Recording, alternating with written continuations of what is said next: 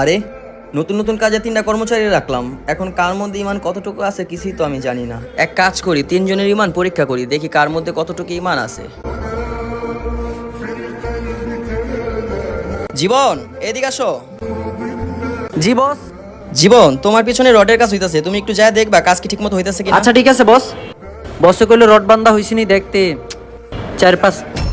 আরে 500 টাকা আশেপাশে তো কাউরে দেখতাছি না, এক কাজ করি টাকাটা পকেটে ঢুকাইলাই।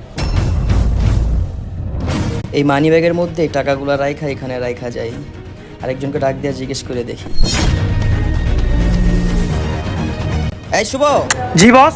এইদিকে আসো। ডাকছেন আমারে? বাইকটা লক করে আসছে কিনা আমার তো খেয়াল নাই, তুমি একটু যায় দেখবা বাচ্চা পোলাপান কোনো ক্ষয়ক্ষতি করতেছে কিনা। জি মালিক, ঠিক আছে দেখতেছি। আশেপাশে তো কোনো পোলাপান নেই, দেখি গাড়ি লক আছে কিনা। আরে মানিব্যাগে এতগুলো টাকা, আশেপাশে তো কাউকে দেখতেছি না, টাকাটি লয়ে লই। রেজাউল শোনো, এদিকে আসো। আসতেছি বস।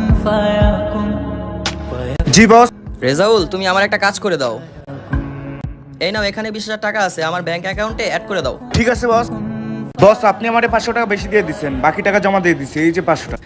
না না না ভাই, তুমি ভুল বুঝতাছো, আমি তোমাকে টাকা গুইনাই দিছি, এই টাকাটা আমার না, এই টাকাটা তুমি রাইখা দাও। আরে 500 টাকা পাইলাম।